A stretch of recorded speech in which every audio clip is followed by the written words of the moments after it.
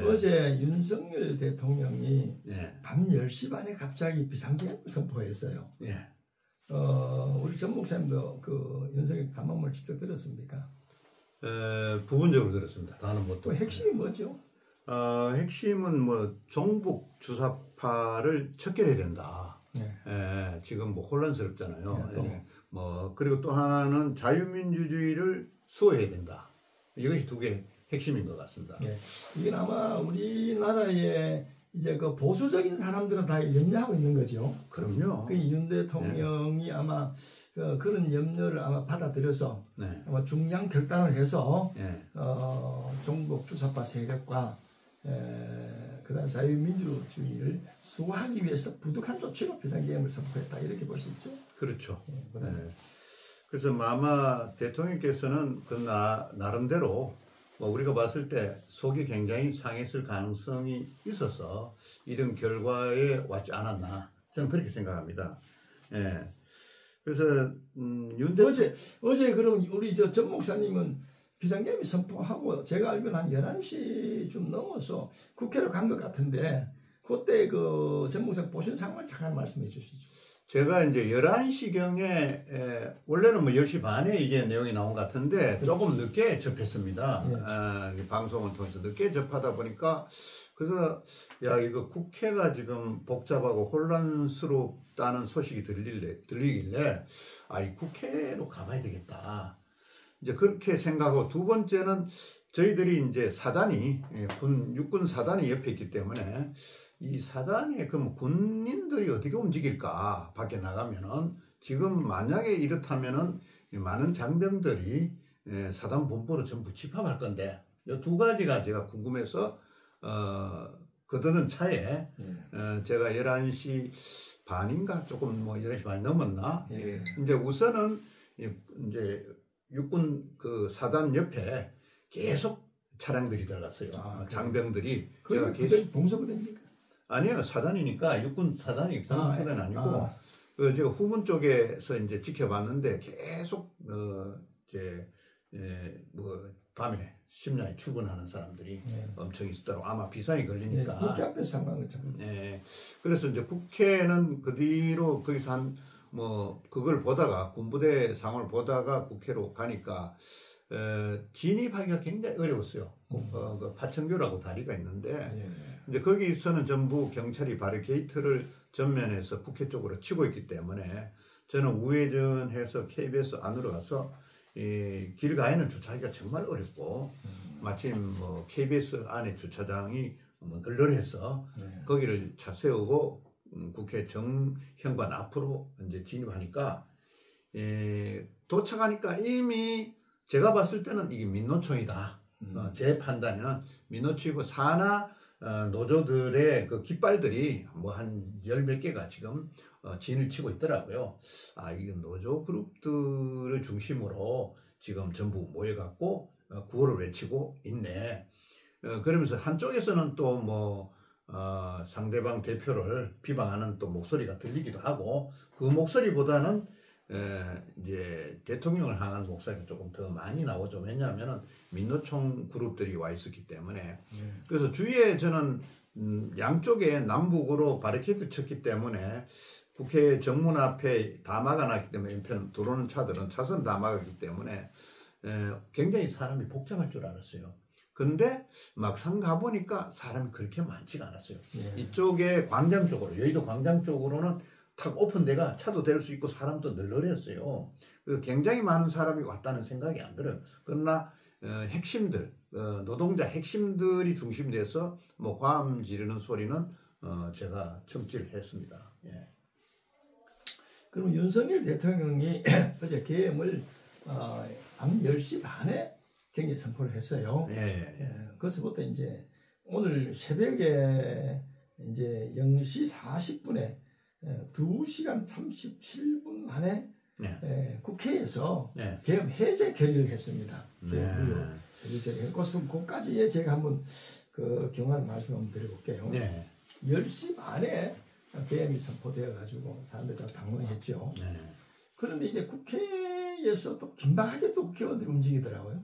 움직여가지고 특별히 그 야당은 뭐 거의 다 국회를 집합한 것 같아요. 네. 갑자기 소집했는데. 그리고 네. 어제 190명이 포개를 참여했다는데 190명이 다 찬성을 했어요. 네. 그런데 그 가운데 그 민주당이 172명, 네. 그리고 국민의힘이 한동훈 계열, 네. 친한 계열이 18명이 참석했답니다. 예. 그래가지고 거기서 계엄 해제 무효, 계엄 해제 결의를 했답니다. 네. 근데 이게 지금 헌법 75조 5항에 보면은 국회 제적 과반 결의로 계엄 해제를 결의하면 대통령은 해제해야 한다. 네. 이런 규정이 있더구만요. 네. 그래서 국회에서 계엄 해제 결의를 했어요. 2시간 반 정도 걸려서. 네. 그리고 그때 이제 군인들이 이제 국회를 이제 모여들었는데 네. 공수부대도 이제 왔다 그래요, 사실은. 그런데 뭐 제가 듣기로는 군인들이 큰 어떤 계엄군으로서 역할은 하지 않은 것 같습니다. 네. 그래가지고 국회가 결의하자마자 공수부대가 철수하게 됐고요. 네. 그런 충돌은 없었던 걸로 알고 있거든요. 그렇겠죠. 이번에 네. 아주 큰 다행이 민간인들하고 충돌이 없었다는 게 큰 다행으로 생각합니다. 네. 그래서 새벽 4시 반에 이게 계엄을 선포하고 6시간 만에 네. 해제를 했습니다. 네. 윤석열 대통령이 네. 국회가 계엄 해제 결의를 했기 때문에 네. 법에 의해서 네. 그 해제를 받아들였어요. 네. 그런데 어떻게 생각하면 윤석열 대통령이 뚝심으로 그 국회가 결의한 걸 안 받아들이고, 네. 왜냐하면 국회가 모이기 전에 그 포고령을 발동했거든요. 네. 10시 반에 포고령 발동하면 모든 집회를 할 수 없습니다. 그렇죠. 네. 그래서 일부 측에서는 집회를 할 수 없는 포고령을 발표했는데 국회에서 모여서 이런 결의를 할 수 있느냐, 이 네. 말까지 있었어요. 네. 만약에 그래서 윤석열 대통령이 뚝심을 밀어붙였다면은 네. 아마 큰 충돌이 일어났을 거예요. 그렇죠. 그 점은 네. 윤석열 대통령이 다행히 네. 민주주의 국가에서 그걸 받아들였다는 데에서는 굉장히 감사하게 생각합니다. 네. 그리고 그러면 윤석열 대통령이 왜 뜬금없는 비상계엄을 선포했을까? 네. 그것도 제가 한번 살펴봤어요. 네. 그런데 지금 제가 보니까 이제 그 현재 우리 이거 정치 그 상황을 한번 살펴보겠습니다. 보니까 야당 이석이 한 190석 되잖아요. 그렇죠. 192석. 네, 그러고 뭐 여당은 뭐 110석 되고요. 네. 이래 되니까 야당이 과반이 훨씬 넘어버렸어. 그렇죠. 그리고 뭐 3분의 2가 될 정도가 됐잖아요. 네. 그러니까 대통령이 할 수 있는 일이 없습니다. 그렇죠. 네. 그리고 연이어 검사들 탄핵을 시키고 네.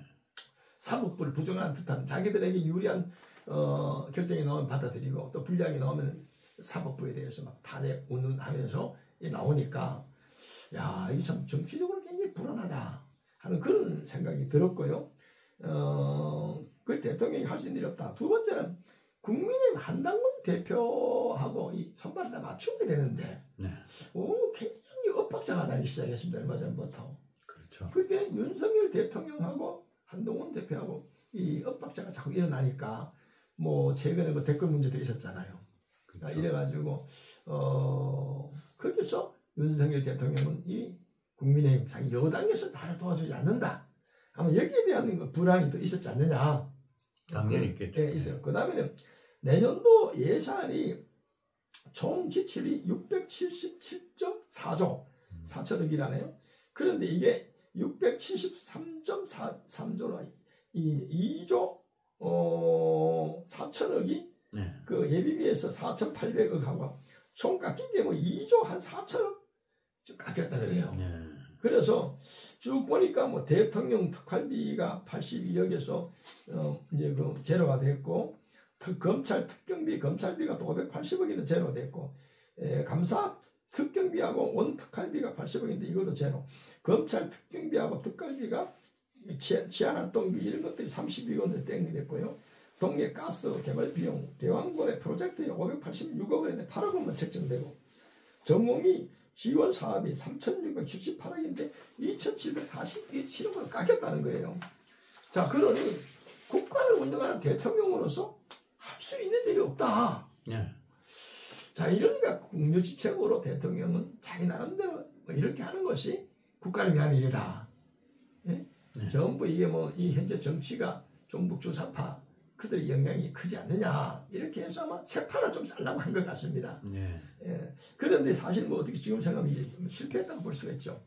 개헌이 실패했다고. 그렇죠. 철회했으니까 실패한 거죠. 예. 네. 실패한데 물론 교훈은 있겠습니다만은. 네.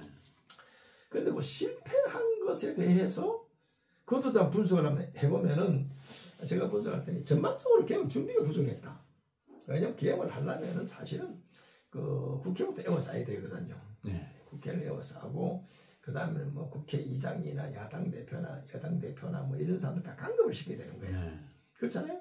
그리고 군대를 풀어가지고 그 군대하고 치안하고 경찰하고 손발을 딱 갖다 쥐고 움직여야 되는데 네. 어제 상황을 봤을 때는 전부 엇박자가 난 거예요. 그렇잖아요. 또 내가 듣기로는 뭐 국무회의를 했다 그래요. 국무회의를 네. 해가지고 이 개헌을 선포하려 하는데 제가 알기로는 국무위원들이 거의 다 반대를 했답니다. 아. 그런데도 윤석열 대통령이 밀어붙였구만. 예, 강행을 했다 하는 그런 말이 들려요. 네. 그래서 이 앞으로 윤석열 대통령이 상당한 그 어려움을 처하게 됐습니다. 뭐 야당에 벌써 대통령 사임해라. 그럼 오늘 뭐 얘기 들으니까 뭐 190명이 탄핵을 발의하는 그 안을 냈답니다. 네. 그게 상정을 했다 그래요. 그래서 내일 모레 새벽에 1시쯤 돼가지고 표결한답니다. 네. 190명이 있으니까 이제 여당에서 한 10명 네. 이렇게 좀 도와주면은 그렇죠. 탄핵이 되잖아요. 8명이 부족하니까. 야, 참 불행한 이 일이 지금 생겼어요. 지금 한동훈 쪽에 아까 뭐 12명이 참석했나? 네, 이 숫자가 좀 그 신경이 쓰이네요. 18명이 참석한 그 인원 숫자가 아무래도 그쪽으로 표가 갈 가능성이 있을 수 있겠다. 자, 그렇게 되면 수순이 탄핵으로 간다라고 보여지지 않을까 싶은 생각이 듭니다. 물론 뭐 탄핵을 국회에서 발의한다 해도 결정은 헌법위원회에서 하잖아요. 헌재사죠. 헌재에서 하니까 거기서 이제 뭐 한 2개월, 3개월 걸릴 겁니다. 그때가 직무가 정지되고 이제 국무총리가 대행을 하잖아요. 경과를 좀 지켜봐야 되겠습니다. 어쨌든 윤석열 대통령이 참 오판한 것 같습니다. 그냥 개헌을 선포했을 때 국민의 공감이 돼야 되고 또 손발이 다 맞아야 되잖아요. 지금 봤을 때는 그 손발이 맞지 않는 상당히 엇박자가 났단 말이야. 자, 그래서 앞으로 이제 어떻게 될 것인가. 이제 뭐 야당은 야당대로 이렇게 움직이고 있고요. 또 여당은 또 윤석열 대통령이 탈당해라. 아마 친한계 중심으로 그런 소리 나온 것 같습니다. 대통령이 뭐 당적을 안 가지는 거는 뭐 그건 뭐 있을 수 있는 얘기니까 그건 큰 문제가 아닌데 이 탄핵 쪽으로 표를 몰아주고 또 이 직무가 정지되고 이러다 보면 대통령 수행을 몇 달이고 뭐 얼마간 못 한다는 그 개념이 국정 운영에 굉장히 큰 차질이 올 수가 있고 또 대통령으로서 신뢰도 많이 떨어지고 국민들도 불안하고 이렇게 되면은 그러니까 결국은 전국이 혼란의 길로 가지 않을까 하는 것이 이것이 좀 우려됩니다. 우리 1부는 이렇게 마치고요. 2부에서 뭐 또 진행을 계속 해보도록 하겠습니다. 감사합니다. 감사합니다.